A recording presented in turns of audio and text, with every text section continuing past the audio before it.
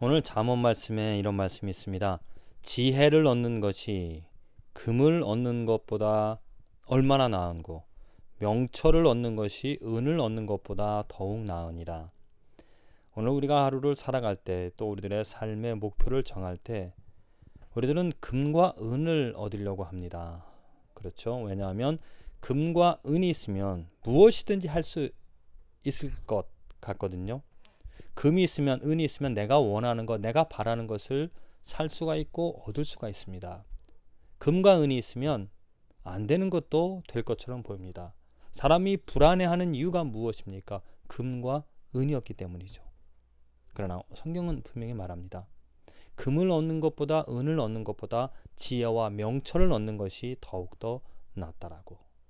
아마도 여러분들은 이 말씀에 동감을 할 거예요. 지혜와 명철이 있으면 금과 은보다, 금과 은이 나쁘다는 것이 아닙니다. 금과 은으로 많은 일들을 할 수도 있겠지만은 지혜와 명철이 그보다 더 큰 능력을, 또 큰 것들을 할 수 있게 하기 때문에 지혜를 얻는 것이, 명철을 얻는 것이 금과 은보다 더 낫다라는 것이죠.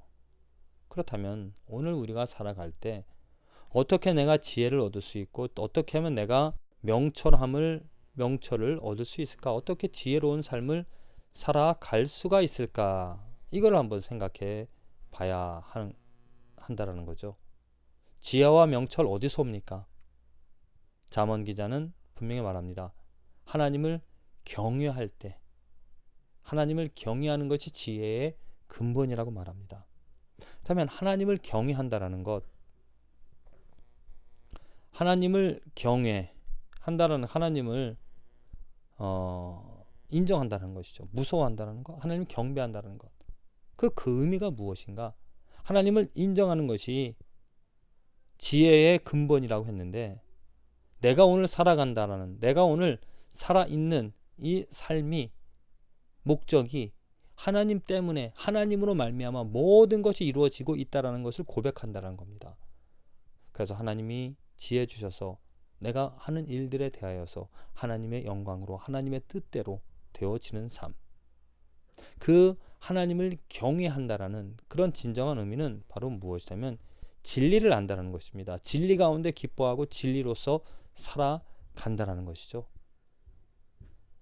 세상에는 진리 아닌 것들이 참 많이 있습니다. 그것들이 우리를 유혹합니다. 그런데 진리는 하나님께서 영원히 변하지 않는 이치, 하나님의 뜻, 하나님의 마음, 하나님의 성품, 이 하나님, 변하지 않는 그 하나님을 인정, 그 진리를 아는 것이 지혜와 명철을 얻는다는 것이죠. 그렇다면 어떻게 진리를 알 수가 있겠습니까? 내가 곧 길이요 진리요 생명이라고 누가? 예수님이 말씀하셨습니다. 예수님이 진리, 예수님이 태초부터 영원함, 태초부터 이 세상 종말이 오고 다시 세워질 그 모든 것의 근본이 되어지는 그 예수 그리스도, 그 진리가 우리에게 오셨습니다. 그 진리가 나를 자유케 하는 것이고, 그 진리를 알게 되어질 때 우리는 지혜와 명철을 얻고 살아가며, 그 예수 그리스도를 사랑하며 살아갈 때 우리는 금과 은보다 더 나은 것을 얻어 그 예수 그리스도로 참 행복을, 참 기쁨을 누리며 살아갈 수 있다는 것이죠. 금과 은이 있어도 어찌 보면 불안합니다. 많은 사람들이 금과 은을 가지고 있어도 행복해하지 못합니다. 왜냐? 진리를 모르기 때문이죠. 진리 안에, 진리와 함께 살아가지 못하기 때문입니다. 그러나 금과 은이 없어도 진리 안에 있다면 만족합니다. 금과 은이 부족해도 진리 때문에 소망을 갖습니다. 지금 당장 어려움이 있어도, 힘듦, 고통이 있어도 진리로 말미암아, 그 예수 그리스도로 말미암아 우리는 어떠한 속박, 죄, 걱정, 두려움, 염려, 불안에서부터 해방이 되어져서 그 진리로 자유를 얻어 진리 가운데 진리로서 희망과 소망을 얻어 오늘도 살아가게 되어질 줄로 믿습니다.